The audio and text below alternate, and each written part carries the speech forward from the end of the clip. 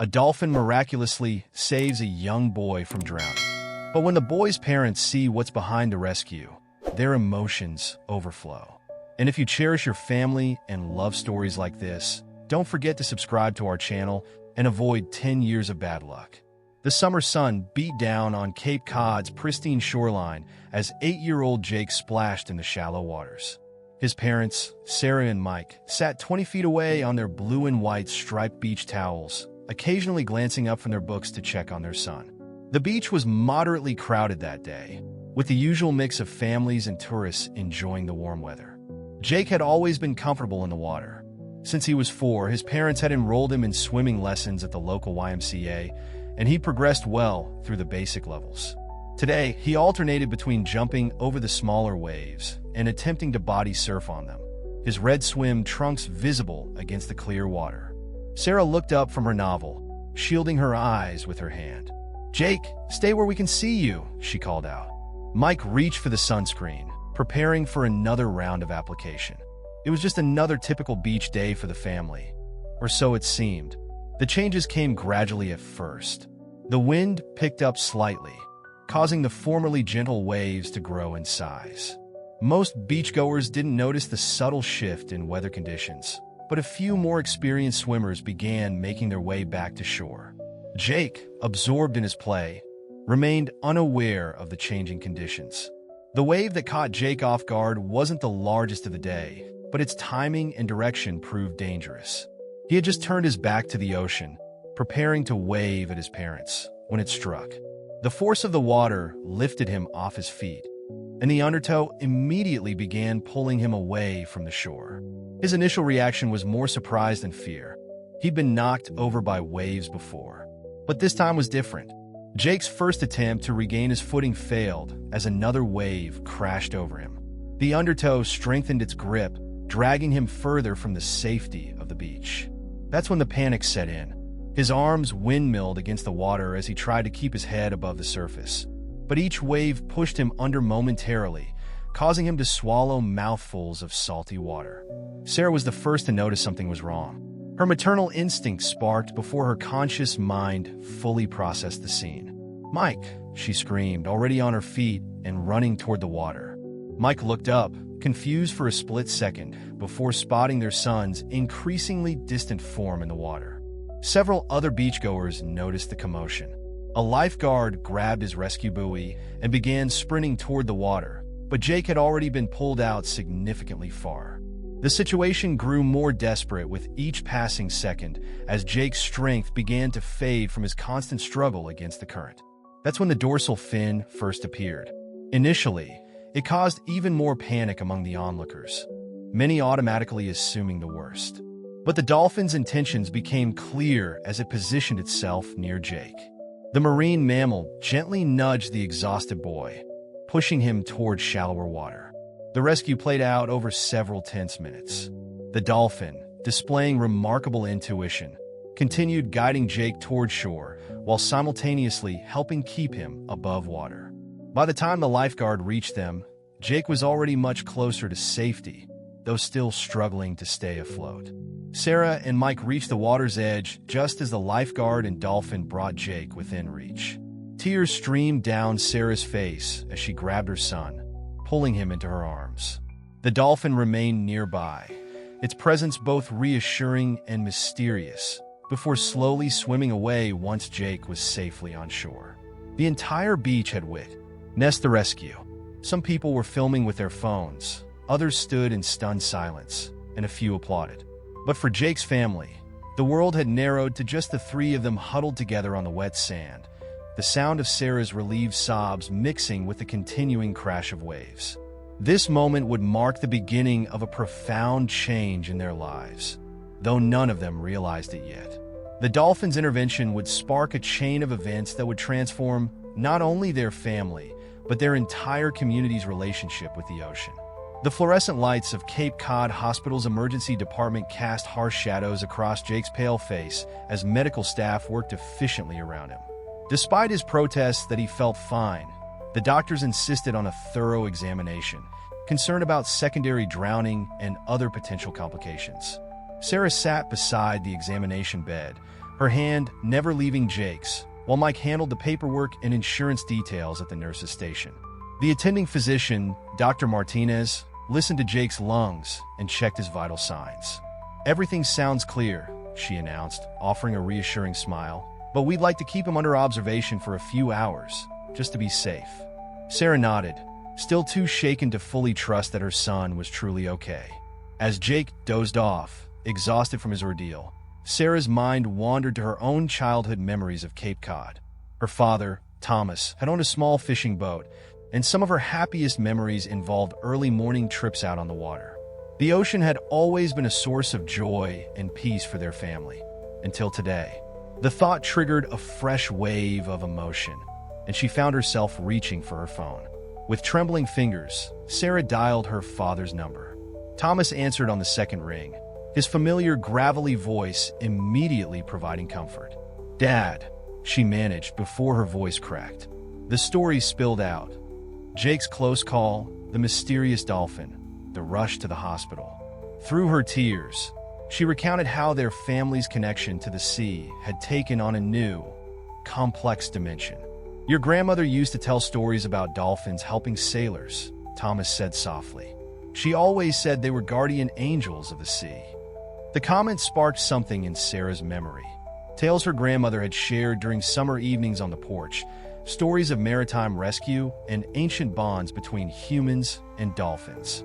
Meanwhile, Jake stirred in his hospital bed, his dreams filled with swirling waters and gentle gray forms moving through the waves. Even in sleep, his expression showed not fear but wonder. The trauma of nearly drowning seemed overshadowed by the miraculous nature of his rescue. His fingers twitched occasionally, as if reaching out to touch something just beyond reach. As the afternoon wore on, various hospital staff stopped by, many having heard about the unusual rescue. Jake, when awake, recounted the story with increasing animation, focusing more on the dolphin than his own peril. "It looked right at me, Mom," he insisted, like it knew exactly what it was doing. Mike returned with coffee for Sarah and juice for Jake, having finally completed all the necessary paperwork. He'd also picked up a small stuffed dolphin from the hospital gift shop, which Jake immediately clutched to his chest. The toy would become his constant companion in the days to follow. Dr. Martinez returned for one final check before discharge. "You had quite an adventure today, young man," she said, examining Jake's lungs one last time. "But you should know that dolphins helping humans isn't as rare as you might think. There are documented cases going back centuries." As they prepared to leave the hospital, Jake's fascination with his rescuer had already begun transforming into something deeper. He peppered his parents with questions about dolphins, their intelligence, their social structures, their history of interactions with humans. Each answer seemed to strengthen his connection to the creature that had saved his life. Sarah noticed how Jake's eyes lit up whenever he talked about the dolphin, how the fear she'd expected to see was replaced by curiosity and wonder. It reminded her of herself at his age, discovering the magic of the ocean through her father's stories and their early morning fishing trips. The hospital discharge papers included a referral to a child psychologist, standard procedure for traumatic events. But as they walked to their car, it was clear that Jake's experience had affected him in unexpected ways. Rather than instilling fear, it had awakened something, a sense of connection to the ocean and its inhabitants that would shape his future in ways none of them could yet imagine. The following Monday at Barnstable Elementary, Jake's third-grade classroom buzzed with excitement. News of the dolphin rescue had spread through local social media over the weekend, and Jake found himself the center of attention for the first time in his school life. Ms. Thompson, his teacher, gave him special permission to share his story during morning circle time. Standing before his classmates, Jake's initial nervousness melted away as he described the events. His hands moved animatedly as he explained how the dolphin had felled against his side, its skin smooth and rubbery. "It wasn't scary at all," he insisted, clutching the stuffed dolphin he'd brought from home. "It was like it knew exactly what to do to help me." The questions from his classmates came rapid fire. "Did it make any sounds? Was it bigger than you? Were you scared?" Jake answered each one with growing confidence, his previous shyness forgotten in his enthusiasm to share his experience. Even the usually disinterested kids in the back row leaned forward, captivated by the tale of their classmates' extraordinary rescue. During lunch period, Jake noticed how other students now wanted to sit with him. Tommy Martinez, known for his interest in marine biology, brought over his tablet to show Jake videos of other dolphin rescue stories he'd found online. The two boys spent the entire lunch period watching clips and comparing Jake's experience to other documented cases. Meanwhile, Sarah and Mike had been deeply affected by their son's near tragedy and miraculous rescue. Over coffee with other parents after morning drop-off, Sarah found herself sharing not just Jake's story, but also her growing concern about marine conservation. If dolphins can show such intelligence and compassion, she argued, don't we owe them something in return? The conversation struck a chord with several parents, particularly Lisa Chun, who worked for a local environmental nonprofit. You know, Lisa suggested, we could organize something. The beach where Jake was rescued has been having issues with pollution lately. Maybe we could start there? The idea took root quickly. Mike, who worked in marketing, saw an opportunity to combine community service with education. He drafted a preliminary plan for a beach cleanup initiative, incorporating educational elements about marine life and ocean conservation. The project would start small, just their beach, but had potential for growth. A meeting was hastily organized in the school's library after classes. What began as a casual gathering of concerned parents evolved into something more structured as ideas flew back and forth. Teachers got involved, seeing educational opportunities. Mr. Roberts, the science teacher, offered to incorporate marine biology lessons into his curriculum. The school principal, Dr. Adams, suggested making it a school-wide project. Sarah watched in amazement as their personal experience catalyzed into community action. The parents divided into committees, some focusing on logistics, others on education, and another group on publicity. The energy in the room was palpable as people found ways to contribute their various skills to the cause.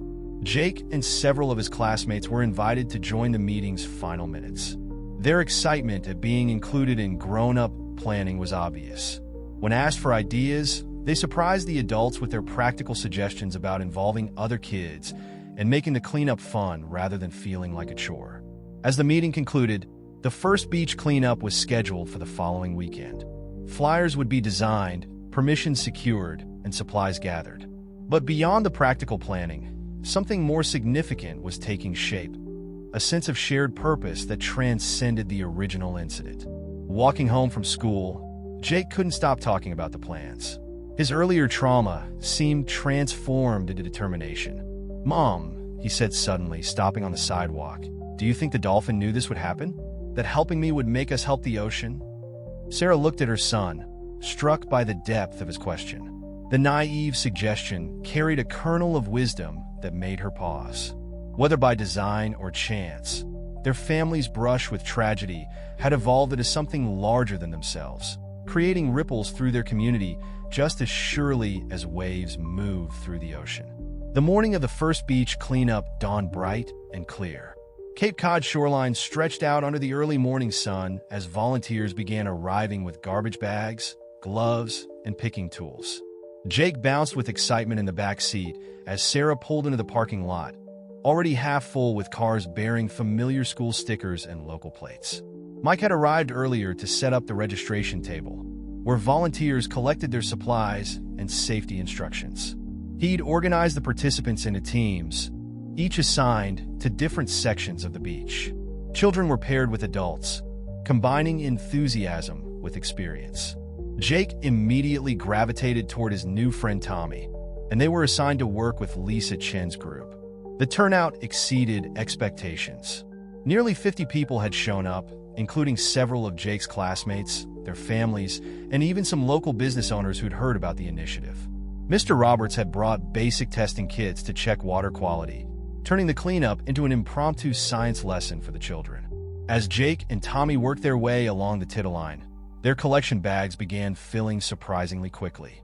Plastic bottles, food wrappers, tangled fishing line, and countless tiny pieces of microplastic dotted the sand. Each piece they collected was logged on sheets provided by Lisa's environmental organization, creating valuable data about local pollution patterns. The pivotal moment came when Jake discovered a piece of plastic that stopped him in his tracks. It was a torn fragment of what had once been a yogurt container, its faded design still showing the image of a leaping dolphin. He held it up, sunlight filtering through the weathered plastic, creating a prism effect that seemed somehow meaningful. "Mom," he called out, running over to show Sarah his discovery. "Look what happens to the dolphins when we throw stuff away." The simple observation carried weight coming from an 8-year-old who'd experienced firsthand the intelligence and compassion of these creatures. Several nearby adults paused in their work, struck by the poignancy of the moment. Throughout the morning, similar scenes played out as children made connections between their actions and their impact on marine life. One group found a seabird's nest containing pieces of plastic. Another discovered a cluster of hermit crabs trying to use bottle caps as shells. Each discovery reinforced the importance of their work. Mr. Roberts gathered the children periodically to examine their findings, turning the cleanup into an educational adventure. He explained how different types of waste break down in the ocean, EIR effects on marine life, and why some materials are particularly dangerous. The children absorbed the information with unusual intensity, their personal connection to the ocean making the lessons immediate and relevant. By midday, the transformation was visible. Dozens of bags lined the collection point, and the beach gleamed cleaner than it had in years. But the real transformation was in the participants themselves, particularly the children. What had started as a community service project had become something more personal. Jake had taken to carrying his dolphin discovery with him, showing it to anyone who would listen while explaining its significance. His passionate commentary about ocean conservation, coming from such a young voice, caught the attention of a local newspaper reporter who'd come to cover the event. The reporter interviewed several participants, but was particularly drawn to Jake's story. The near-drowning incident, the dolphin rescue, and now this cleanup effort made for a compelling narrative.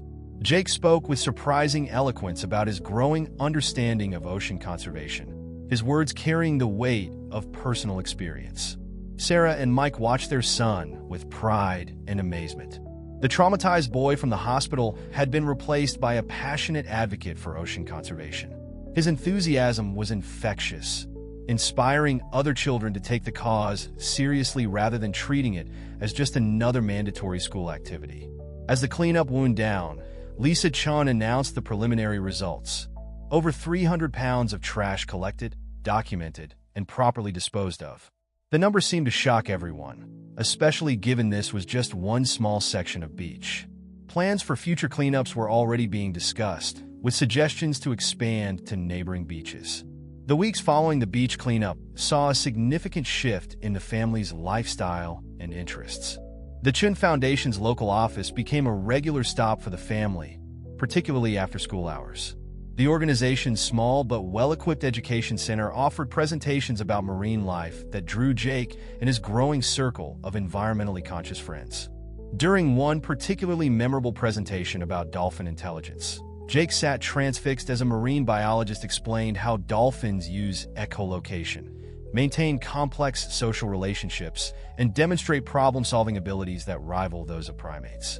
The scientist's description of dolphin pod behavior resonated with Jake's own experience, helping him understand why his dolphin had acted so deliberately during the rescue. Sarah noticed a transformation in their home life as well. The coffee table, once covered with magazines and remote controls, now displayed marine biology books borrowed from the library. Jake's bedroom walls, previously decorated with superhero posters, gradually filled with carefully researched drawings of marine ecosystems. His Christmas list, usually dominated by video games and toys, now included requests for a microscope and water testing kits. Mike found himself drawn into his son's new passion, often spending evenings helping Jake research marine biology careers on his laptop. The term marine biologist entered their household vocabulary, no longer just a distant career possibility, but a potential future that seemed increasingly concrete. Jake's natural curiosity, combined with his personal connection to marine life, made every new piece of information feel relevant and exciting. The family began attending regular lectures at the local Marine Research Center. During one session, Jake raised his hand to ask about dolphin rescue behavior, sharing his experience with the assembled scientists. His story sparked an interesting discussion about documented cases of dolphin intervention in human emergencies, leading one researcher to invite Jake to contribute his account to an ongoing study. Sarah found herself reconnecting with her own childhood memories of the ocean during these educational ventures. The simple pleasure she'd once taken in beachcombing with her father evolved into a deeper understanding of marine ecosystems.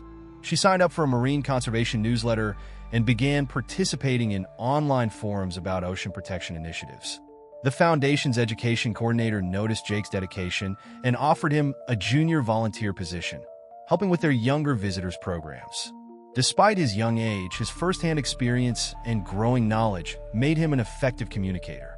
Children listened attentively when he explained marine conservation, his personal story lending credibility to his messages.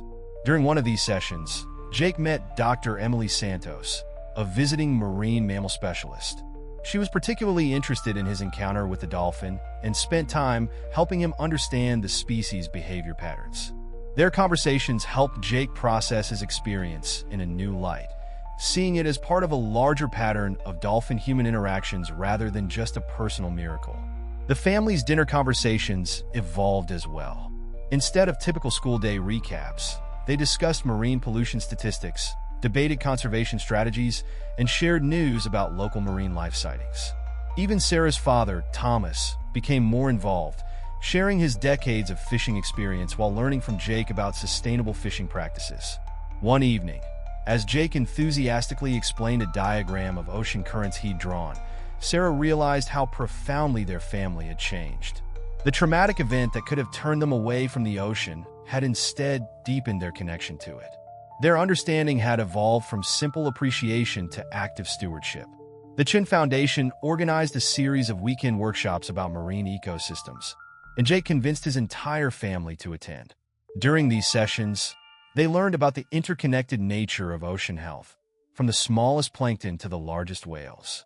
Jake absorbed this information with remarkable focus, beginning to understand how individual actions affected the entire marine ecosystem. This period of intense learning and family involvement culminated in Jake's school science fair project, a comprehensive presentation about dolphin intelligence and conservation. His project included not just facts and figures, but also a personal narrative that connected his experience to larger environmental issues. The project won first place, but more importantly, it represented how far they'd come from that frightening day at the beach. The Chin Foundation's monthly meeting drew a larger crowd than usual that evening. The small conference room buzzed with conversation as community members filtered in, many now familiar faces since Jake's incident. The featured speaker was Dr. Marcus Reynolds, a renowned marine conservation expert, whose presentation would focus on the local impact of ocean pollution and overfishing. Jake sat in the front row, his notebook ready. Over the past few months, he developed a habit of detailed note-taking during these presentations, filling margins with questions and ideas. Sarah and Mike exchanged proud glances as they watched their son's focused expression, a stark contrast to his usual restlessness during school assemblies. Dr. Reynolds' presentation hit hard with stark statistics about local marine life decline. His slides showed how commercial fishing practices had depleted local fish populations by 60% over the past decade. The images of abandoned fishing nets entangling marine life particularly affected Jake, who gripped his pencil tighter as he sketched the scene in his notebook. During the Q&A session, Jake raised his hand with determination. "What can kids do to help?" he asked, his voice clear and confident. The question prompted Dr. Reynolds to assess the importance of youth involvement in conservation efforts. He mentioned successful projects led by young people, including artificial reef programs and fish habitat restoration initiatives. After the presentation, Sarah and Mike found themselves drawn into conversations with other concerned parents. They'd become recognizable figures in the local environmental community, often called upon to share their story and vision for change. Mike's marketing expertise had proven valuable in promoting conservation events, while Sarah's organizational skills helped coordinate various initiatives. It was during these post-presentation discussions that Jake met Alex Chun, Lisa's 11-year-old son, who shared his passion for marine life. The two boys quickly discovered their common interest in creating artificial habitats for marine creatures. Alex had already started experimenting with designs for small reef structures that could be safely placed in approved coastal areas. The boys' enthusiasm proved contagious. They sketched their ideas on the back of meeting handouts, combining Jake's knowledge of marine life behavior with Alex's practical engineering interest. Their concept involved creating small, environmentally safe structures that could serve as nurseries for young fish while educating people about marine habitat protection. Sarah and Mike watched as their son and his new friend presented their rough plan to Lisa and Dr. Reynolds. Instead of dismissing it as a child's fantasy, the adults listened seriously, offering suggestions and pointing out potential challenges. Dr. Reynolds even mentioned similar successful projects in other coastal communities. The meeting evolved into an impromptu planning session. Lisa offered to help the boys develop their idea through the Foundation's Youth Initiative program. Other attendees volunteered expertise. A local contractor offered to advise on materials. A marine biologist promised to help with site selection, and a teacher suggested incorporating the project into the school's science curriculum. Jake and Alex's friendship deepened as they worked on refining their project. They spent afternoons researching similar initiatives online, drawing increasingly detailed designs, and making lists of required materials. Their different perspectives complemented each other. Jake's focus on marine life behavior balanced Alex's practical approach to construction. The boys' project became a symbol of youth involvement in marine conservation. Other children, inspired by their example, began proposing their own initiatives. The foundation created a junior conservation club, with Jake and Alex as founding members. Weekly meetings attracted a growing number of young participants, each bringing fresh ideas and enthusiasm. Sarah noticed how Jake's confidence grew through this period.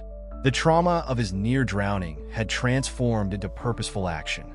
He no longer spoke of the dolphin rescue with fear or amazement, but rather as a call to action, a reminder of why their work mattered.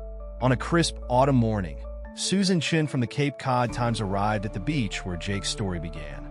The newspaper had decided to run a feature on youth environmental activism, with Jake and Alex's artificial reef project as the centerpiece. The boys, now comfortable with their roles as young environmental advocates, led the reporter along the shoreline, explaining their vision for marine habitat restoration. The interview took an unexpected turn when Alex noticed something concerning in the water. Dark patches were visible near the shoreline, and there was an unusual sheen on the water's surface. The reporter, who had covered environmental issues before, immediately recognized potential signs of pollution and began taking photographs. Jake remembered the water testing skills he'd learned during the Foundation's workshops. Using a basic testing kit he now carried in his backpack, he collected water samples while Alex documented the location and conditions. The results were troubling. Oxygen levels were lower than normal, and there were indicators of chemical contamination. Sarah, who had been watching the interview from a distance, felt her stomach tighten as she observed the scene unfolding. The beach where her son had nearly drowned, where a dolphin had demonstrated nature's capacity for intervention, was showing signs of serious environmental distress. The symbolism wasn't lost on anyone present. The reporter's story evolved from a simple feature about youth activism into an investigative piece about water quality along Cape Cod's coastline. Susan requested access to the data collected during beach cleanup events, which revealed a pattern of increasing pollution levels over recent months. The Children's Conservation Project had accidentally uncovered a significant environmental issue. Jake's emotional response to this discovery concerned Sarah. She watched him become increasingly agitated as he connected the pollution to potential threats to marine life, particularly to his dolphin and its pod. The personal nature of his connection to the ocean made the environmental threat feel like an attack on family. The media coverage expanded beyond the local paper. Regional news outlets picked up the story, drawn by the compelling narrative of children uncovering environmental threats in the wake of a miraculous dolphin rescue. Environmental groups began conducting their own tests, confirming and expanding upon the initial findings. Community reaction was mixed. While many residents expressed shock and concern about the pollution levels, Others worried about the impact negative publicity might have on tourism and property values. The divide became apparent during town meetings, where heated debates broke out about responsibility and solutions. Jake and Alex found themselves at the center of this controversy. Their artificial reef project took on new significance as evidence of both the problem and potential solutions. They modified their designs to include monitoring systems that could track water quality around the structures, adding a citizen science component to their conservation effort. Sarah struggled with the intensity of Jake's involvement. While proud of his dedication, she worried about the emotional toll. The environmental threats felt personal to him in a way that sometimes kept him awake at night, worried about the marine life he'd come to care about so deeply. During this period, Jake started having dreams about the dolphin that saved him. He would wake up convinced that the dolphin was trying to tell him something. While Sarah was concerned about these dreams at first, Dr. Martinez, who had treated Jake after his rescue, suggested they were his way of processing his growing awareness of environmental threats. The media attention culminated in a comprehensive report that revealed the extent of coastal pollution in the area. The findings were worse than initially suspected, showing multiple sources of contamination, including industrial runoff, failing septic systems, and marine debris accumulation.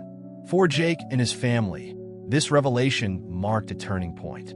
What had begun as a personal story of survival and gratitude had evolved into an urgent call to action. The question now was how to channel this awareness into effective change while managing the emotional weight it carried for everyone involved, especially Jake. The Ocean View Hotel's grand ballroom filled quickly for the fundraising event organized by the Chin Foundation. Local families, environmental activists, and business leaders gathered to hear presentations about marine conservation efforts. The highlight of the evening would be Jake's speech about his dolphin rescue and the subsequent discovery of pollution issues. Jake stood at the podium, his prepared notes trembling slightly in his hands. Despite his nervousness, his voice carried clearly across the room as he recounted his story. But this time, he focused not just on the rescue, but on what the dolphin's intervention had taught him about the responsibility to protect marine life. Many in the audience were visibly moved, some wiping away tears as he described how the recent pollution discoveries threatened the very creatures that had saved his life. The mood in the room shifted dramatically when Richard Henderson, CEO of Coastal Development Corporation, took the stage for what was supposed to be a routine announcement about corporate donations. Instead, he revealed plans for a massive luxury resort development along the shoreline, including the beach where Jake's rescue occurred. Henderson's presentation showed glossy renderings of a sprawling complex, multiple high-rise buildings, a private marina, and an artificial beach. He emphasized economic benefits, jobs, increased tourism, and property tax revenue for the town. The project, he claimed, would put Cape Cod on the map as a luxury destination. The announcement split the room into distinct factions. Business owners and some local officials nodded approvingly at the promises of economic growth. Others, particularly those involved in conservation efforts, exchanged worried glances. Jake, still standing near the podium, felt his heart sink as he realized the development would destroy much of the natural habitat his group had been working to protect. Sarah noticed her son's distress and tried to guide him back to their table, but Jake refused to move. Instead, he raised his hand and asked Henderson a direct question. "What about the dolphins?" The simple query, coming from the boy whose rescue story had inspired so many, created an uncomfortable silence in the room. Henderson, clearly prepared for environmental concerns, smoothly responded with promises of state-of-the-art waste management systems and marine life protection measures. But his corporate polish contrasted sharply with Jake's genuine concern, making his assurances sound hollow to many listeners.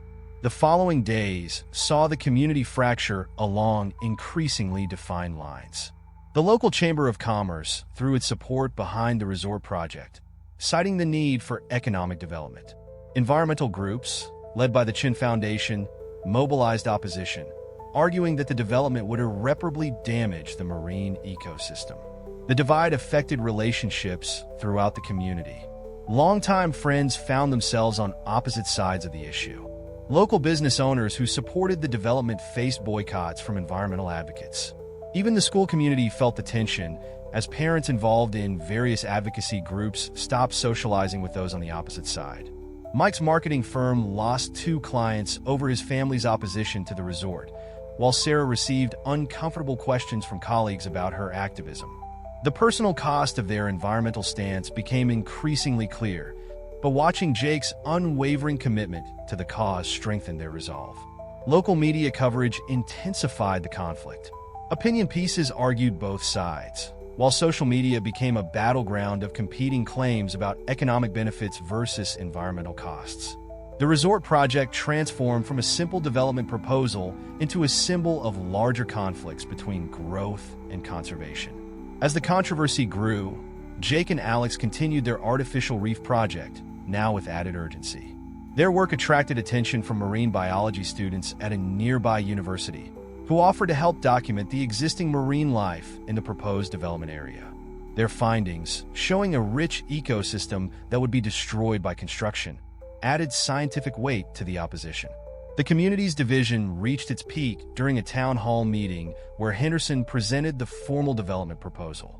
The meeting stretched late into the night as residents argued for AND against the project. Jake sat through it all, his stuffed dolphin clutched tightly as he listened to adults debate the fate of his beloved shoreline. Jake nervously adjusted his tie, a gift from his grandfather Thomas for this specific occasion, as he waited in the lobby of Coastal Development Corporation's offices. Sarah sat beside him, holding his hand, while Mike paced near the reception desk. They had secured this meeting with Richard Henderson through weeks of persistent requests and, surprisingly, Henderson's own curiosity about the boy who had repeatedly challenged his project in public forums. The office itself exemplified corporate success. Floor-to-ceiling windows offered panoramic views of the coastline Henderson hoped to develop. Jake couldn't help but notice that from this height, you couldn't see the dolphins or the complex ecosystem he had come to understand and love. All you could see was prime real estate. When Henderson's assistant finally ushered them into his office, Jake clutched his presentation folder tightly. Inside were not just emotional appeals, but carefully researched documents, marine life surveys, water quality reports, and economic studies about sustainable tourism alternatives. Alex had helped him prepare these materials, and university researchers had verified their accuracy. "Mr. Henderson," Jake began, his voice steadier than anyone expected. "Before you show me more pictures of the resort, could I show you some pictures of my friends?" He spread photographs across Henderson's desk, images of dolphins, seals, and various marine life documented in the development area. Each photo was accompanied by notes about the species' role in the ecosystem and its conservation status. Henderson, father to a daughter close to Jake's age, found himself more affected by the presentation than he'd anticipated. The boy's obvious preparation and sincere concern made it difficult to dismiss him with the usual corporate responses about environmental mitigation strategies. Sarah and Mike watched in amazement as their son walked Henderson through each documented species, explaining their interconnections and the potential impact of the development. Jake's voice cracked only once, when describing how the dolphin that saved him might be forced to abandon the area due to construction disturbance and habitat degradation. The tension in the room was palpable as Jake finished his presentation with an unexpected proposal, a modified development plan that would preserve critical marine habitats while still allowing for some commercial development. He had worked with Alex and their university mentors to sketch out this alternative, which included a marine research center and ecotourism facilities instead of traditional luxury accommodations. Henderson sat back in his chair, studying the materials before him. The business practicality warred visibly with unexpected emotional pull of Jake's presentation. "You've clearly done your homework," he admitted, "but you have to understand the financial realities involved." Jake's response was immediate. "I understand money is important, sir. But so is doing the right thing. My dad says sometimes the brave choice and the right choice are the same thing." The simplicity and directness of this statement seemed to catch Henderson off guard. Sarah felt a surge of pride mixed with concern. They had put so much hope into this meeting, but Henderson's expression remained unreadable. The businessman stood and walked to his window, looking out at the coastline that had become the center of so much controversy. "I'll review your proposal," Henderson finally said, turning back to face them. I can't make any promises, but you've given me something to think about." It wasn't the immediate victory they'd hoped for, but Jake recognized it as more than just a polite dismissal. As they left the office, Sarah and Mike exchanged worried glances. They had invested so much in this fight, emotionally and financially, and now faced an agonizing wait for Henderson's decision. Jake, however, seemed strangely peaceful. "He'll do the right thing," he said confidently. "I saw his face when I showed him the Dolphin pictures. He has a heart, just like the Dolphin knew I had a heart when it saved me." The uncertainty of Henderson's response rippled through the community. Some praised Jake's initiative in seeking direct dialogue, while others criticized the family for potentially compromising with the developer. The wait for Henderson's decision created a tense atmosphere in the town, with both sides anxiously anticipating the outcome. The autumn morning dawned gray and misty as Jake stood at the edge of the beach where his journey had begun. He'd woken early, driven by an inexplicable urge to visit the site. Sarah watched from a distance as her son stood at the waterline, the same spot where months ago he'd nearly lost his life. Jake didn't entirely understand what drew him there that morning. The past weeks of waiting for Henderson's decision had been difficult. The community remained divided, and the uncertainty weighed heavily on everyone. Perhaps he sought some kind of sign, some reassurance that their efforts hadn't been in vain. As if answering an unspoken call, a familiar dorsal fin broke the surface of the water. Jake's heart leaped. He was certain this was the same dolphin that had saved him. The creature moved parallel to the shore, occasionally lifting its head as if observing the beach and the boy standing there. Sarah watched in amazement as several more dolphins joined the first, creating what appeared to be a deliberate display. Jake stood transfixed, understanding somehow that this wasn't a coincidence.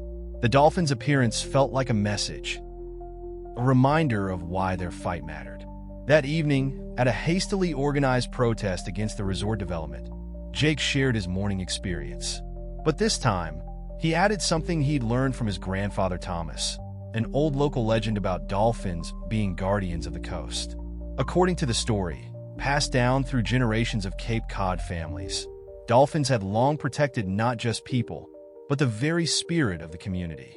The legend says that if we protect the ocean and its creatures, they'll bring us more prosperity than any building ever could, Jake explained to the crowd.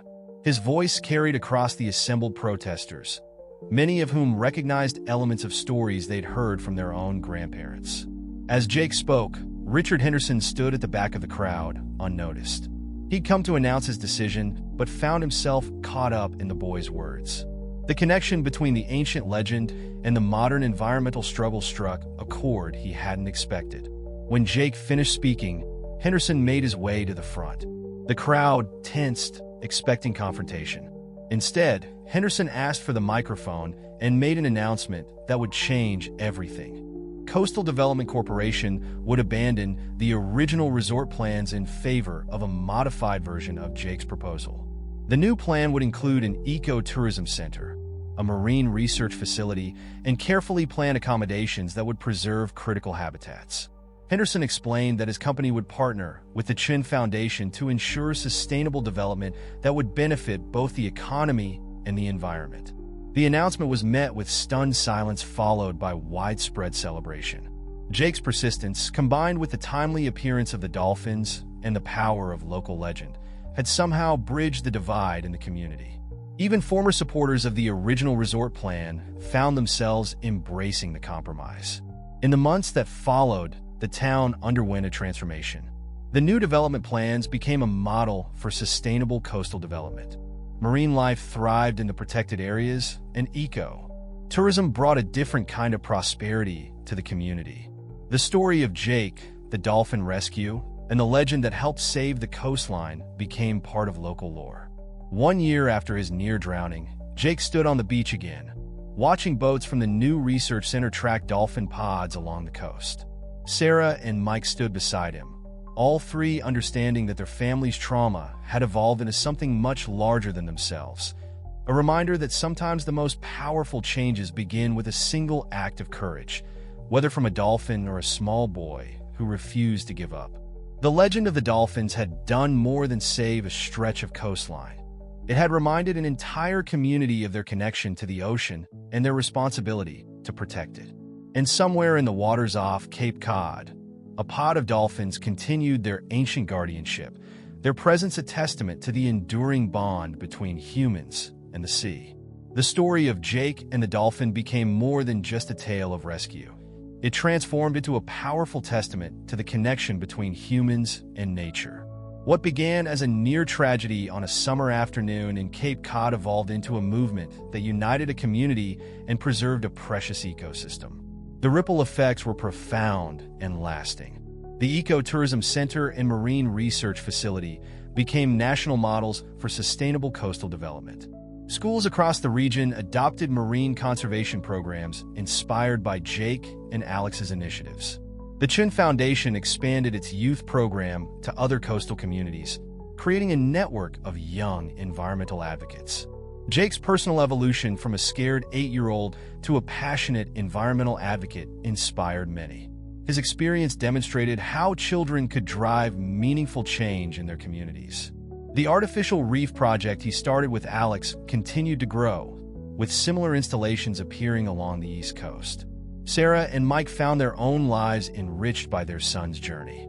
Sarah's childhood connection to the ocean deepened into environmental stewardship, while Mike's marketing skills found new purpose in promoting conservation causes. Their family bond strengthened through their shared mission to protect marine life. Henderson's decision to modify the resort development proved financially successful, showing that environmental consciousness and economic growth could coexist. The compromise he reached with the community became a case study in sustainable development, inspiring other businesses to follow suit. Most importantly, the legend of the dolphins took on new life. It wasn't just a story about marine mammals protecting humans. It became a reminder of humanity's responsibility to protect the ocean in return. The dolphins continued to appear regularly off the coast, a living symbol of the delicate balance between human progress and natural preservation. On quiet mornings, Jake could still be found at the beach, watching the waves and occasionally glimpsing a familiar dorsal fin. His near drowning had become more than just a moment of crisis. It was the beginning of a story that would be told for generations, teaching others about courage, conservation, and the profound connection between all living things. The transformation of Cape Cod's coastline stood as proof that sometimes the most powerful changes begin with the smallest moments, and that the bonds between humans and nature, once recognized and respected, can create lasting positive change for both.